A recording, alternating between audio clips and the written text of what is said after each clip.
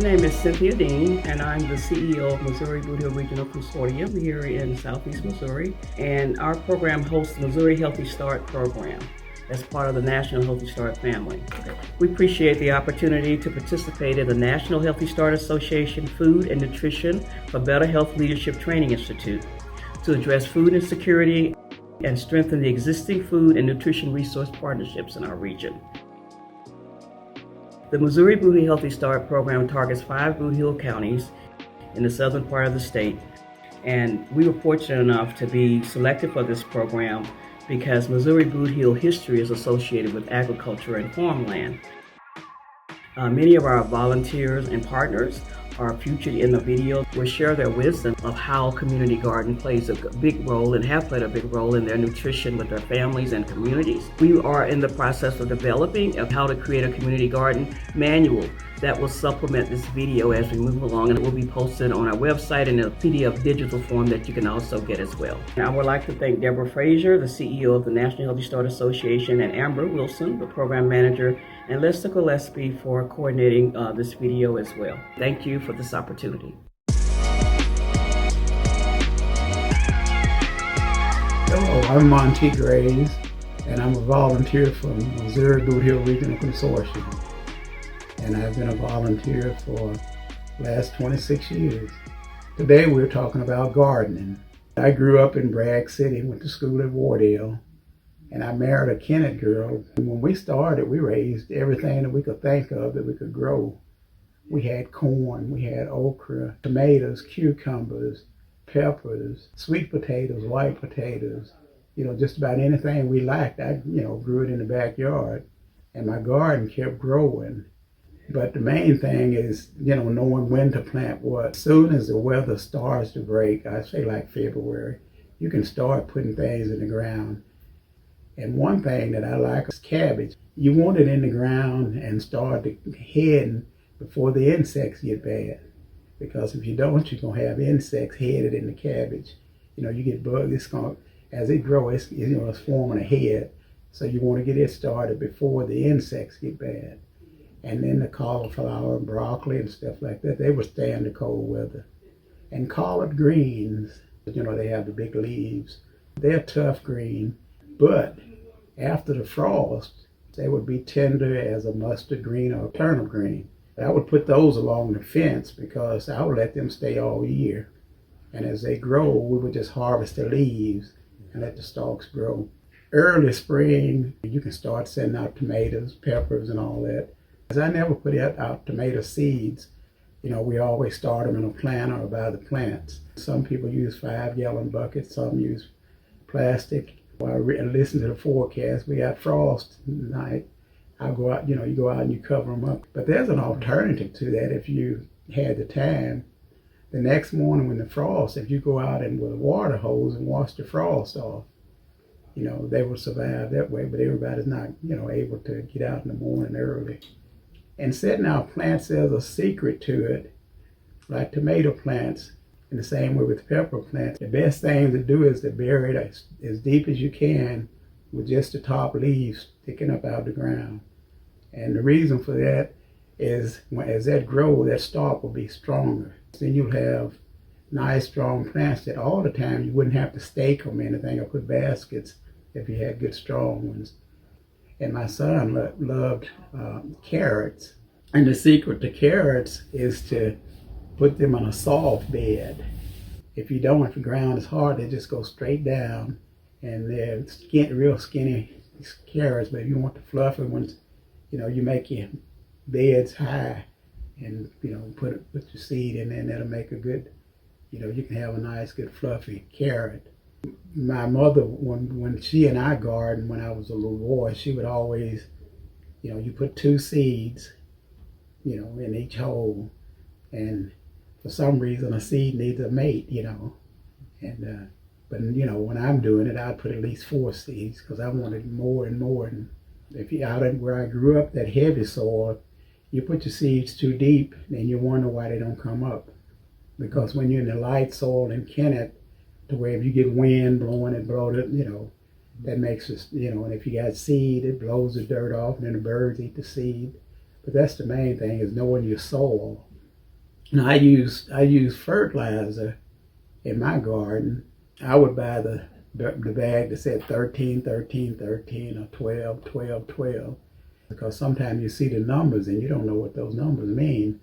But the first number, food for the root, and the next one was food for the stem of the plant, and then the last one was food for the fruit. And it all works together, but it has a stronger concentration. If you wasn't worried about your roots, then you might get a 5, 10, 15, or whatever you want the most concentration on.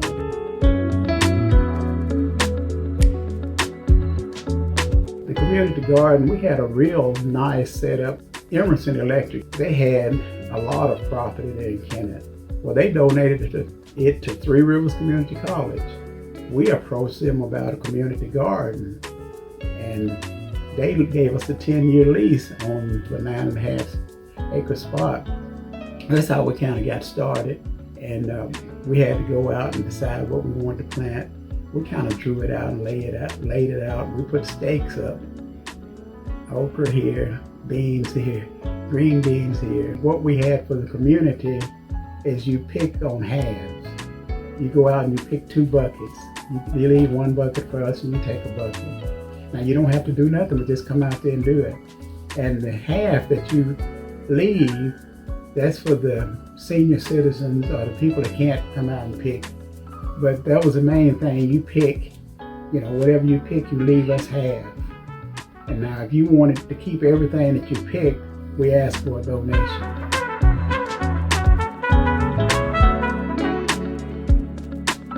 Hello, my name is Demetrius Moore with the ISFOP program. That's our Integrative Small Farm Outreach Program at Lincoln University.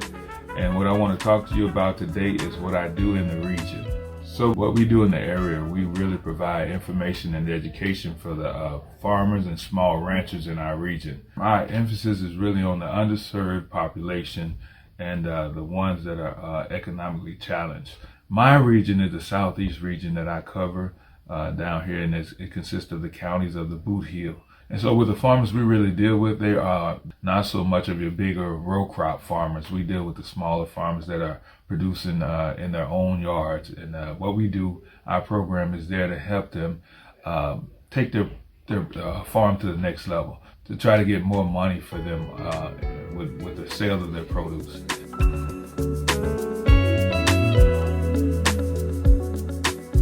We help the farmers adopt sustainable farming practices. We can help them lower their input costs. We can help them improve their farming skills and increase their yields, improve record-keeping systems, and explore new farm enterprises, find niche markets and add value to their products, write farm and business plans, and we can also help them learn about grant opportunities and write grant proposals. So if you're a farmer or gardener in the area and you want to reach out to us, you can reach out to us through our ISFOP. On Facebook, it's ISFOP, and we will help you in any way we can.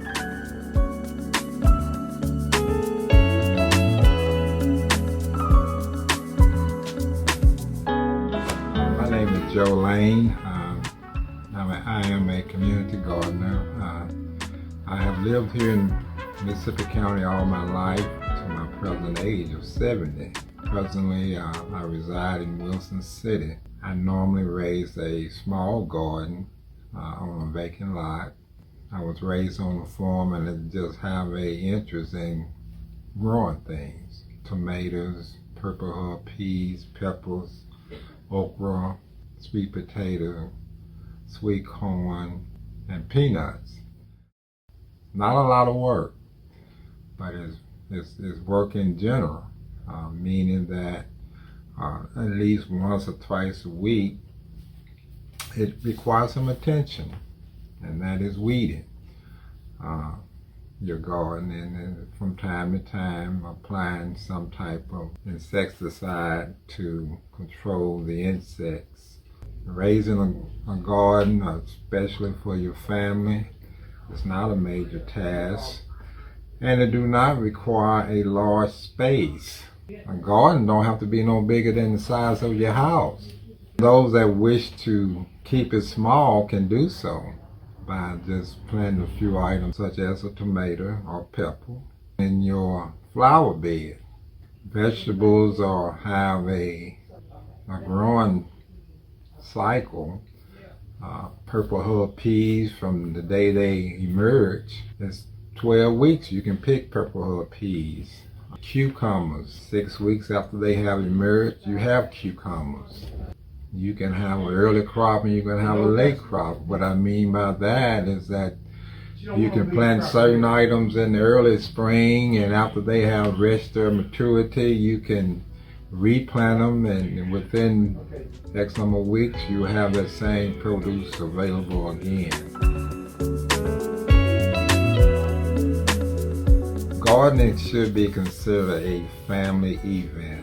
And what I mean by that, involve your children in gardening. And that way they can later on in life determine if they care to perform that a garden themselves or not.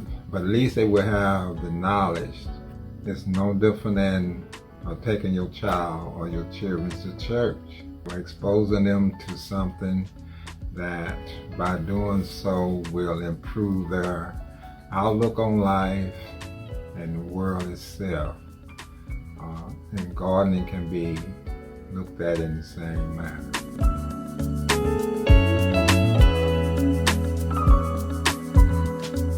My name is Ronald Geary. This is my wife Loretta. We are local gardeners of our own products.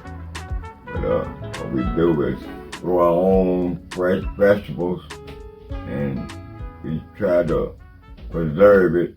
Whatever we have left, we don't like to let it go to waste. So my wife, she's a canner, and I'm the grower.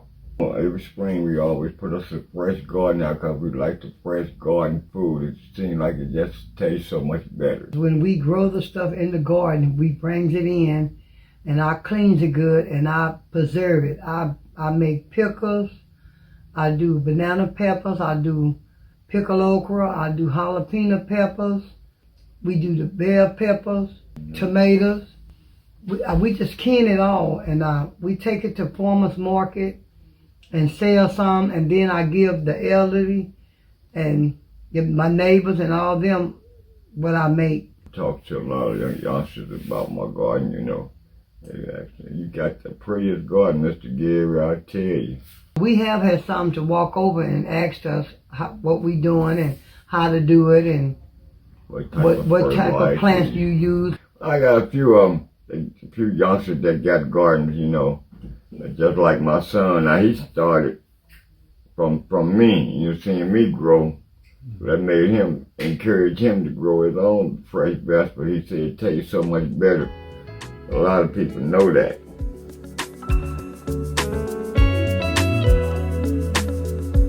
When we first started off making our garden, we put the fertilizer in it before we ply it all up, so it can get in the soil good, and we go from there. It's really an enjoyable thing too to see your food growing in your own garden. It's lovely. Sometimes we use seeds and sometimes we use plants. Yeah. We use a little bit of both. But most time I go down to the farmer's market and make a little change, at least get my money for my seeds back. In about 2 weeks or 3 weeks, you can see it coming up and beginning to process grow. Then I share with my neighbors and friends also, and family, so it don't get wasted. It's an enjoyment to us just to see it grow every day. Yes.